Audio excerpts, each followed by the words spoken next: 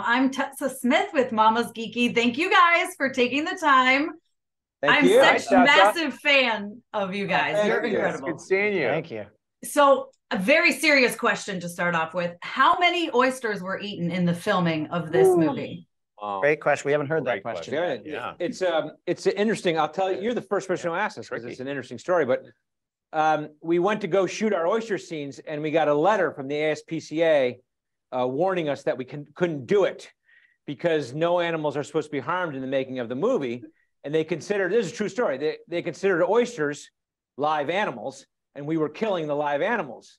And we said, are you fucking kidding me? And they said, nope, those are the rules. And so what we found out that there are very specific things that we could or could not do. We could not shuck an oyster on camera and eat it. So there were only two options. There was, you had to have a pre-shucked oyster that was dead, which, creates some, bacterial problems. Issues. And then what we also did was we created fake oysters out of mushrooms. And so it was a little bit of a pain in the ass to try to get around this. And these are the silly kind of things you have to deal with. But it was, it was an issue. And I think you three guys ate oysters. I feel like I ate over 100 of those mushrooms. Yeah. Oh, no. I ate so many of those things. So many scenes. They're slimy, and it's like nobody in this movie ever slowly savors an oyster. I guess you have in that one scene, but generally speaking, when somebody's consuming an oyster in this world, they're eating as many as they can as fast as possible because it's, for some reason, they're magical. It's magical food, and so you are just shoving these slimy things in your mouth as fast as possible, and it got really gross really fast. But didn't what were you had an oyster scene where I thought you were like on the brink. Yeah, he was going to vomit. You saw probably there's tears in my eyes at some point because we did mushrooms for a while. Then I got oysters. Yeah. Pre-shucked. Pre-shucked, covering our bases.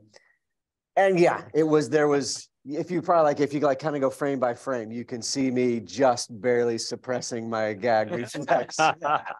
Well, because for that scene, when we got the pre-shucked oysters, it's for Paul's character, Lucien, who's one of the downstairs, the torture chamber characters. And so he had to have gnarly oysters, not the pretty Milan oysters. Yeah, he didn't have them. And so he had some of those like East Coast oysters that are all like ruddy and Apalachicola. That's more oyster answer than you need. I think we should only oyster interview on the top of oyster. It's fantastic. I love it. I guess so you never threw up though? None of you ever got to that point? No, but he was right there. Held it in, man. One more, I think. It got to the point where I would just and spit them. I have to have a mouthful and then just drop it all out. And then you feel like a real fucking jerk because it's somebody's job to come and clean up the oyster junk mess that you've fucking chewed up in your mouth. And you didn't have a spit bucket? Yeah, but then somebody had to clean out a spit bucket. I mean, the whole thing just felt a little wrong. But the thing about Paul historically, this goes back to our early days. Like, Paul comes in and he wants to do the right thing and be method. He's like, I'm gonna power all the stuff down. And then it's like, historically, like we did a short film called The Tinfoil Monkey Agenda where he had to chug cottage cheese. And he hates cottage cheese. List of things that I don't ever want to eat. So like it to start with. And the same thing, we have the take we used in this short film is him chugging cottage cheese and then smiling, and we cut away just as he begins to hurl it up. But did you vomit? That actual vomit? I may have sort of yacked a little bit, but I don't think I actually created vomit. Yeah. I love it. This is fantastic. Maple syrup, cottage cheese, oysters, mushrooms. Anything for joke, right? Yeah. We even did one. So like in this movie, the king has a taster. Mm-hmm. Like like kings always had people taste their food to make sure they're poison. Kevin and I did one where he was my taster at the end of the movie, and we did not cut. He put the oyster in his mouth, or the mushroom in his mouth, chewed it up, and then put it into the shell, and I ate that. You guys did the same thing. Yeah, Soter and I did the same thing. The audience groans. Oh gosh. It's gross, as they say in Scotland. Gross. With you guys playing two different characters, do you just like set a day aside for like a specific character and then go back and film, or are you going, sometimes both characters in one day? Yeah, we went back and forth in a bunch because there are some of those scenes like out in the courtyard with all the people where you know, all the characters were in it, you know, including the double characters. So like I remember days where we would shoot my side and then we would start shooting other stuff, and the wardrobe and the makeup people were changing me over while I was directing in the director's chair, and they were changing me while we were still shooting, and then you'd flip, and then I'd be my other character, and then you just continue on shooting it. But that's what people don't realize, is that you have to shoot all the scenes twice because you're playing both sides, you know, so. Right. Everything is all the left side of the stage. Yeah. And then, okay, now everything is the right side of the stage. And then a bunch of us were then flipping over. It's really cool. Yeah, you run back and change costumes, run back, and it's fun. Like a parlor comedy. Always like a parlor. Yeah. I really thought you were going to be like, oh, well, we did, you know, these scenes this day, these scenes that day. That's great. That's a lot of work. It was, especially in makeup, like a hump and stuff you had to do. It's a lot of work, and the director, that's the director's job, is to figure all that stuff out. And it makes it hard when the director is doing a scene where his character is acting against his character, which happens in this movie. Yeah, you see him being Kevin, and then Duchamp, and then Henry Francois. You see 3 different personalities. But isn't it, there was that funny day where, because he played the jester, he plays the jester and Quasi, and there was one day where for some reason there was a mix-up, and they only had one jester costume, and so his stand-in had worn the jester costume all day long, and it was a hot day. It was a hot day. It was a sweaty day. And then it came time for him to put his costume on and realized we didn't have it.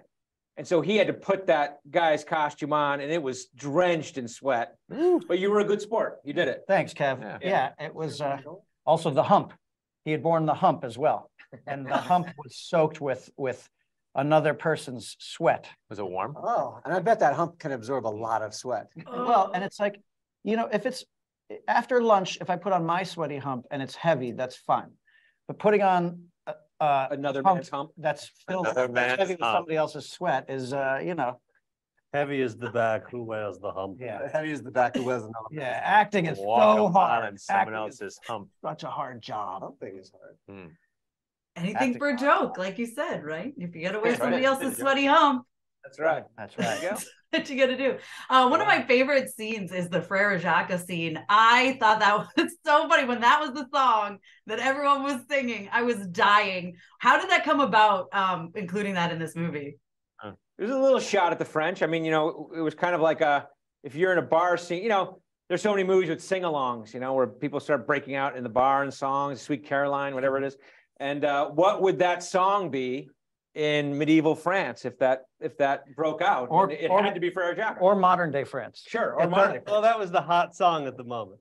Yeah. We thought. And so, you know, we thought that was a fun, that's had to be the sing-along song in the bar in France back in that day. So, but that was a lot of fun. You know, we got everybody in there. It was pouring rain that day, and everyone was in there huddled in and just singing Frere Jacques together. It was hysterical. I spoke with Adrienne earlier. She said she tried to sneak in that scene, but you wouldn't let her do it. Yeah, we were going to dress her up as a man, I think. Man, Yeah, And have her come in. Should have done it. Yeah. had created this great creepy character, this Barfly. Barfly, and we would riff. You know, we'd be sitting around between takes, and it was heartbreaking that we didn't get to see it because, you know, she could have pulled it off. She's an incredibly funny comedian.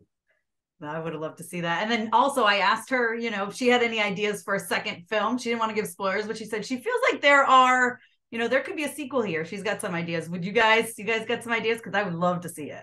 Absolutely. Ooh, I mean, yeah. I think we'd love to revisit. I mean, there are a few characters that may pass away in the movie, which we won't spoiler alert, but you know, whatever. It's like in this world, we can play all the characters. Who cares, right? Yeah, Right. get a Bring spinoff new- and start new ones. Yeah. Absolutely. Well, Giuseppe. that's my time, but thank you guys so much. This was so fun, and I've learned so much about how you can't really eat live oysters in a film. I had no idea. I know. Who knew? So did we. Yeah. Thank you guys. Have a great day. Good talking to you. Thank you.